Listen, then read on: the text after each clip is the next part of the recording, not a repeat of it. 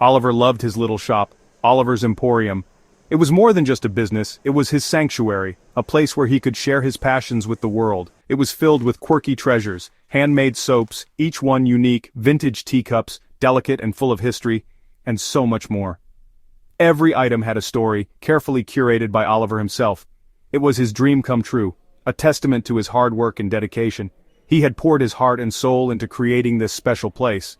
That is, until a harsh recession swept through town, casting a long shadow over everything. The economic climate shifted dramatically. Suddenly people stopped spending. Worry was everywhere, etched on the faces of passers-by. The vibrant streets began to feel eerily quiet. When people are anxious about the future, they don't buy vintage teacups. They focus on the essentials, the things they need to survive. Oliver's dream, once so vibrant, began slipping away like sand through his fingers. The reality of the situation was becoming increasingly clear. Then taxes soared unexpectedly, squeezing him even tighter, adding another layer of pressure to an already difficult situation. Fewer customers, more bills, a devastating combination for any small business owner. His numbers just didn't add up, no matter how hard he tried to balance the books. The financial strain was immense. He felt trapped on a treadmill, working harder and harder, putting in longer hours, but somehow ending up with less and less. The joy of opening his shop each morning faded, replaced by a sense of dread. It was replaced by a knot of worry that tightened with each passing day. He dusted already clean shelves, a futile attempt to distract himself from the growing anxiety. He was watching people pass by without a glance, their faces blank, seemingly oblivious to his existence. Each missed customer felt like a tiny rejection, a personal blow to his confidence. His shop, once a haven of warmth and creativity, now felt like a cage, trapping him in a cycle of despair. Bills piled up, a constant reminder of his mounting debt. The phone rang with demands he couldn't meet, each call adding to his stress and anxiety. The dream he'd poured his heart into became a source of stress, a heavy burden weighing him down. He felt trapped, unable to see a way out of the financial mess he was in. The weight of it all was suffocating, crushing his spirit and dimming his hope. The community he'd built, the network of loyal customers, seemed to vanish overnight. Every day the shop grew quieter, the future darker, casting a pall over his once bright aspirations. He questioned if he could keep going, if he had the strength to weather this storm. The world outside seemed to move on, bustling with activity, but Oliver was stuck in place, paralyzed by fear and uncertainty. He wondered if he'd made a mistake chasing this dream, if he should have chosen a different path. The shop's silence echoed his fears, amplifying his doubts and anxieties. He was alone with his worries, and hope felt far away, a distant memory fading into the darkness. The storm was relentless, showing no signs of letting up, and Oliver was right in the middle of it, struggling to keep his head above water, fighting to save the dream he had worked so hard to build. The stress wasn't just numbers, it was physical. Oliver's shoulders ached, sleep eluded him, and his mind spun with what-ifs. What if he lost everything? What if he had to close? Doubt crept in. Maybe he wasn't cut out for this. Negative thoughts became constant companions. He saw a tired, defeated man in the mirror. Surrounded by beautiful things, he felt utterly alone. Passion faded, replaced by survival mode. He went through the motions. Unlock, lights on, wait, hope. Disappointment became routine. He started to resent his dream. Powerless, he felt like a tiny boat in a raging sea. The economy, taxes, and empty shop were waves he couldn't outrun. Fear froze him. Giving up seemed easier than fighting. The idea of selling everything and walking away haunted him. He felt isolated, convinced no one understood. The spark that once fueled him was gone. He questioned every decision. The walls closed in and escape felt impossible. He was lost in the storm, and hope was slipping away. One afternoon, Eleanor, a retired business owner with decades of experience under her belt, walked into Oliver's small shop. She immediately noticed the stress etched on Oliver's face. Instead of offering quick fixes or unsolicited advice, she simply listened, offering a compassionate ear. Oliver, feeling a sense of relief just to be heard, poured out his fears. Sleepless nights spent worrying about the future, scary numbers that painted a bleak picture of his business's financial health, and the overwhelming feeling that he was failing, despite all his hard work and dedication.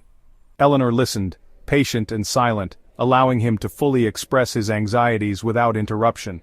When he finished, finally out of breath, she took a moment, looked around the shop, taking in the atmosphere, seeing the love and care he poured into every detail, every display, every product. She understood that this was more than just a business to him. It was a passion, a dream, a part of himself. After a long thoughtful pause, filled with unspoken understanding, she asked a simple yet profound question. Oliver, amidst all these challenges, what's still within your control? The weight of the question hung in the air, a silent challenge to shift his perspective. It wasn't about the external factors, the recession that gripped the nation, or the ever-changing tax laws. It was about him, his actions, his choices, his response to the adversity. Oliver was stunned by the question's simplicity and its piercing insight. He realized he'd been so consumed by the problems he couldn't change, the forces beyond his influence, the state of the economy, the policies of the government, the dwindling number of customers walking through his door. None of it was directly in his hands, leaving him feeling helpless and adrift. But what truly was? The question was a key, a simple tool, unlocking a door in his mind, revealing a new perspective he hadn't considered before. For the first time in a long time, he started to think about his own power, his own agency in the situation. He stopped thinking solely about the storm raging around him, and started focusing on his little boat, the vessel that could navigate him through the turbulent waters. He realized that despite the chaos, he was still the captain, in control of his own course. The crushing fear that had been weighing him down began to loosen its grip, replaced by a glimmer of hope. Eleanor's simple question had shifted everything, prompting a profound change in his mindset. It wasn't just advice, it was a challenge, an invitation to take ownership of his situation. What concrete steps could he take right now with the resources he had available? The answer, he knew, was entirely up to him, dependent on his willingness to act. He felt a flicker of hope ignite within him, a spark of possibility in the darkness. The storm hadn't magically disappeared, the challenges were still very real, but he could now see a way forward, a path through the storm, a direction to steer his boat. And that simple shift in perspective, that renewed sense of control, changed everything. Eleanor's question echoed in Oliver's mind. What's still within your control? It was a simple question, yet it held a profound weight, especially in the face of overwhelming circumstances. He couldn't change the recession or the ever-increasing taxes. Those were forces beyond his immediate reach, but he could control his actions, his reactions, and his choices. He grabbed a pen and paper, a tangible act, something he could control in that moment of uncertainty. It was a small gesture, but it felt significant. He started a list: how the shop looked, the arrangement of the merchandise, the overall ambiance, how he greeted customers, the warmth and sincerity he conveyed, the personal touch he could offer, pricing, the balance between value and profitability, the strategic adjustments he could make, his attitude, a positive outlook, a resilient spirit, a determination to persevere. Each item gave him a bit of power back, a sense of agency in a situation that felt utterly overwhelming. The list grew, and so did his determination. He shifted from victim to player in the game, from passively accepting his fate to actively shaping it. He couldn't change the rules, but he could change how he played. He focused on actions, not worries, on solutions, not problems, special deals for loyal customers, rewarding their patronage and fostering lasting relationships, renegotiating with suppliers, seeking better terms and building mutually beneficial partnerships, cutting costs, streamlining operations, and eliminating unnecessary expenses, improving displays. These were things he could do, tangible steps he could take to improve his situation. Suddenly, he had the beginnings of a plan, a glimmer of hope in the darkness. The helplessness melted away, replaced by determination. He was ready to act, to implement his plan and fight for his business.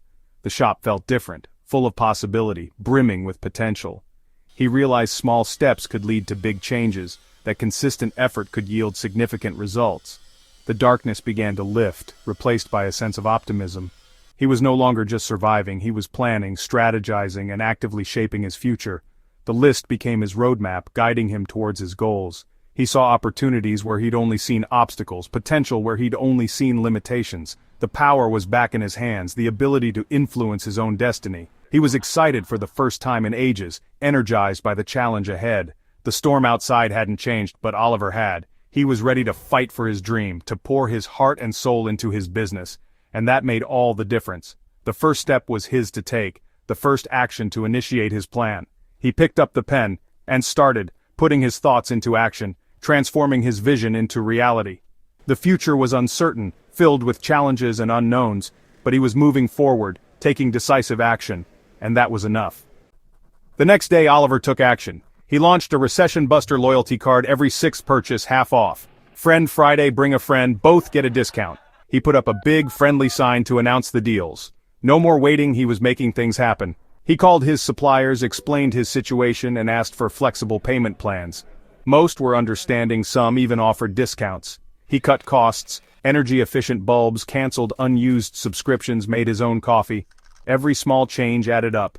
He rearranged displays, burned scented candles, and created a cozy reading nook. He greeted every customer with a genuine smile. He couldn't control if they bought, but he could control their experience. The shop felt warmer, more inviting. He was proactive, not passive. Each step gave him confidence. The shop began to buzz with new energy. Oliver was back in control. The plan was working, and hope returned. Slowly, things changed. More customers came in, drawn by the new promotions. Loyal shoppers loved the loyalty card. Friend Friday brought in new faces. The shop buzzed with life again. Cost-cutting paid off. Bills shrank, breathing room grew. Supplier deals eased his worries. The mountain of bills became a hill. The biggest change was in Oliver himself. The knot of worry loosened. He slept better. He saw a fighter in the mirror. His positive energy was contagious. Customers noticed. The shop's hopeful atmosphere became its best product. He celebrated small wins, a busy Tuesday, a kind word, a supplier's thanks. Each victory fueled his motivation. Success became about small, positive steps. He stopped waiting for the storm to pass. He learned to dance in the rain. The shop was alive again. Oliver was too, and that was beautiful. Oliver realized he couldn't rely on foot traffic alone. The world was changing. He had to adapt. He decided to start an online shop even though it scared him. He remembered Eleanor's question, "What's within your control?" He could learn. He watched tutorials, read articles, and built a simple website. He took photos, wrote heartfelt descriptions, and launched Oliver's Emporium online. He announced it on social media, nervous but hopeful. Then, his first online order arrived, from out of state. His shop was no longer limited by four walls. The online store brought in new customers and steady income. It was a lifeline during slow days. He explored grants for digital businesses. Oliver wasn't just saving his shop, he was growing it. The leap paid off. The future looked brighter. Months later, Oliver's efforts created momentum. In-store promotions brought locals, the online shop brought distant customers, and cost-cutting kept things healthy. The economy was still tough, but Oliver's Emporium was thriving. The shop buzzed with happy chatter. The cash register rang again. Oliver hired a part-time employee, freeing him to find new treasures. His passion returned, stronger than ever. He became more than a shopkeeper. He was an entrepreneur and survivor. He never forgot the lessons from hard times. He stayed creative, careful, and connected to his customers. "What's within my control?" became his guiding principle. Challenges would come, but he was ready. Oliver's Emporium became a community cornerstone. He shared his story, offering hope to others, one small, controllable step at a time. Oliver's journey reminds us all life throws curveballs. It's easy to feel powerless, but we're still the captain of our own ship. When Oliver focused on what he could control, everything changed. He didn't win the lottery or end the recession, but he changed his approach. He became an active creator of his future. Action, even small, is powerful. It creates ripples of change. This lesson applies to every challenge. Ask, what's still within my control? You can't control others, but you can control your response. You can't change the past, but you can choose your next step. Resilience isn't about never falling, it's about getting back up. Look for opportunities and obstacles. Focus on what you can do, and you'll find strength. Be kind, and remember your power. You have more control than you think. If you found Oliver's story inspiring, please subscribe, like, and share your own experience in the comments below. Your support helps us bring more stories like this to life.